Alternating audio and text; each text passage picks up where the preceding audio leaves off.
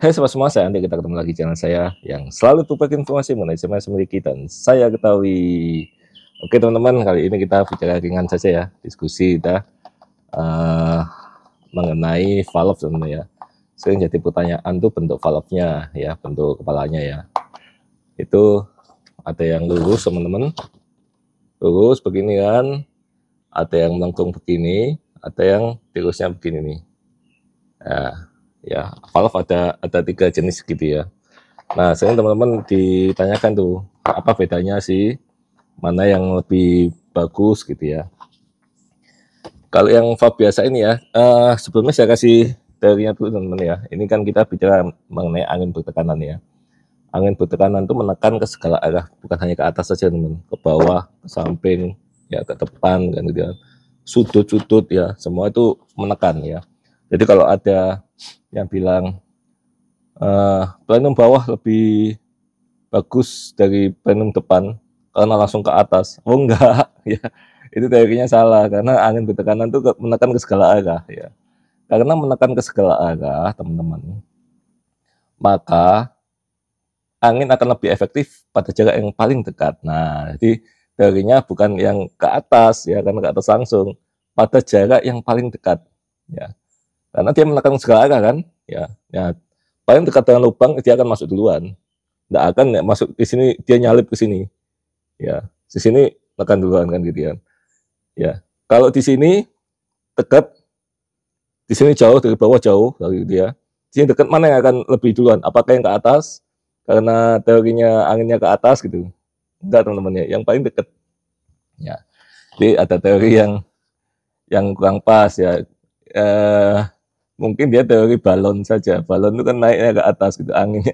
Bukan begitu ya. Angin bertekanan untuk menekan ke segala arah kan gitu ya. Sehingga yang paling efektif adalah yang paling dekat ya, yang mempunyai energi. Ya kalau seperti ini kata perbandingan ya. Ya kemudian eh, yang berpengaruh terhadap power itu juga adalah eh, bentuknya teman-teman ya, bentuknya apa, ukurannya ya, luas penampang. Kalau luas penampangnya valve itu gede ya, otomatis tekanan dari angin itu akan semakin gede teman-teman ya.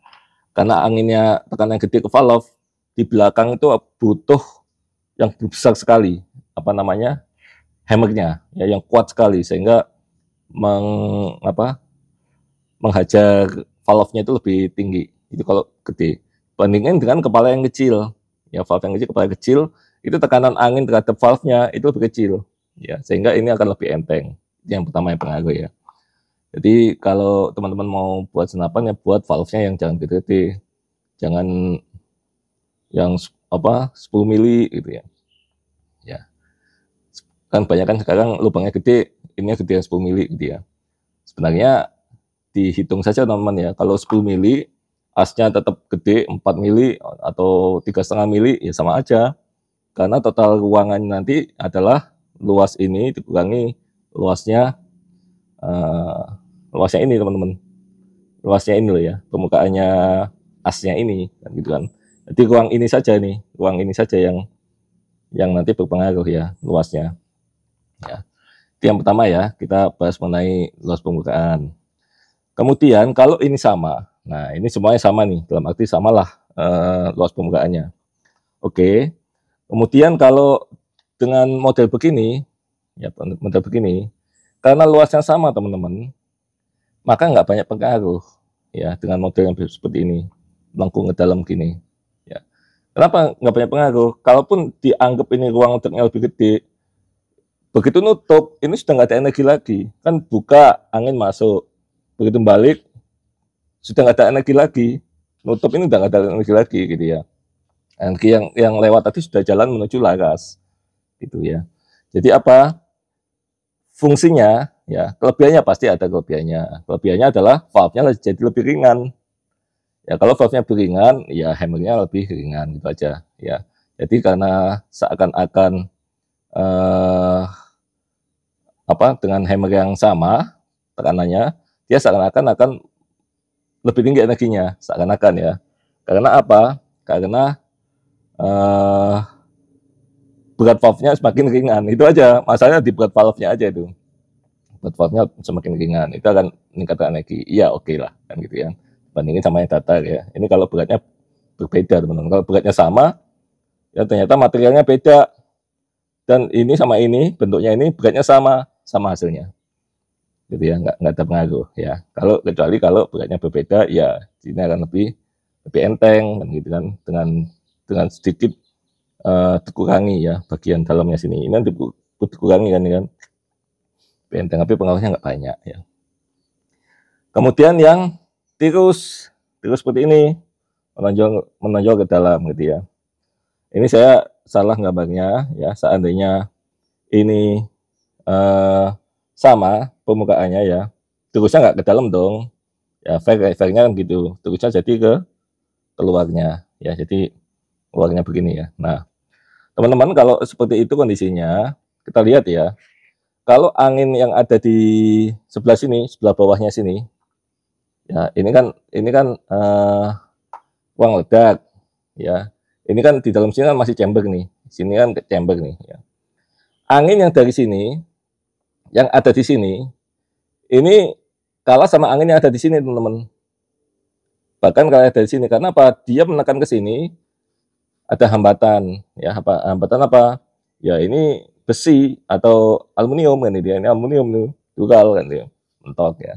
Sehingga dia akan mengandalkan gitu ya, mengandalkan dari sisi-sisi ya, sisi-sisi yang lebih dekat ya. Nah, kalau dibuat tirus, ini alirannya teman-teman itu lebih banyak ya, hambatannya lebih kecil, itu aja sih ya, hambatannya lebih kecil. Karena hambatannya lebih kecil, maka angin yang masuk ke dalam pasti lebih banyak di saat waktu yang sama ya. Nah, jadi dari tiga ini, kalau menurut saya, kalau mau meningkatkan power, yang tirus yang ini ya.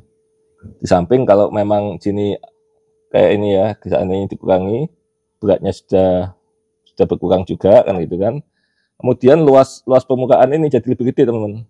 Luasnya gini. Oke, sini sama, tapi ini yang begini kan. Ya, kalau ini ruang valve, ruang apa namanya, ledaknya, masih ada segini nih. Nah, ini langsung nih, dari sini langsung bisa masuk aliran udaranya. Ya, lebih cepat ya. Itu efeknya pasti lebih tinggi energinya ya, karena dia lebih cepat ya. Jadi dari tiga valve ini, teman-teman, kalau senapan-senapan yang didesain dengan speed tinggi, biasanya dia akan pakai di kerucut gitu ya, kerucut begini, karena lebih cepat, hitungannya lebih cepat ya. Valve yang kerucut kayak gini itu banyak di senapan-senapan luar negeri ya, di FX ya. Saya punya Dreamline juga sama ya, valve-nya juga kerucut ya. Jadi mereka udah ngitung, teman-teman ya. Kalau kita belum ngitung kayaknya, kita ngelihat orang saja terus dibuat kan gitu ya. Tapi nggak apa-apa, nggak ada masalah sebenarnya. Valve ini juga nggak ada masalah kalau kita memang desainnya bukan untuk mencari speed yang tinggi, tapi lebih mudah yang seperti ini, teman-teman, daripada yang kerucut ya. Karena kerucut itu gampang bocor ya. Ininya gampang bocor, apa namanya? Kekurangannya, teman-teman, kalau nggak pas benar itu bocor ya.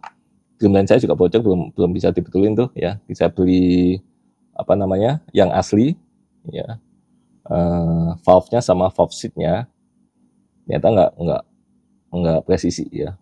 Jadi akan sulit memang seperti ini ya, banyak.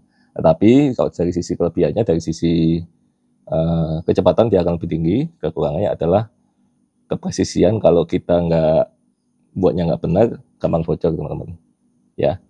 Oke, itu aja yang bisa di-sharing kali ini, teman-teman semuanya. Silakan berkomentar dan juga kita berdiskusi. Bagi yang pengalaman buat atau segala macam, ya nggak apa-apa, kita sharing aja ya.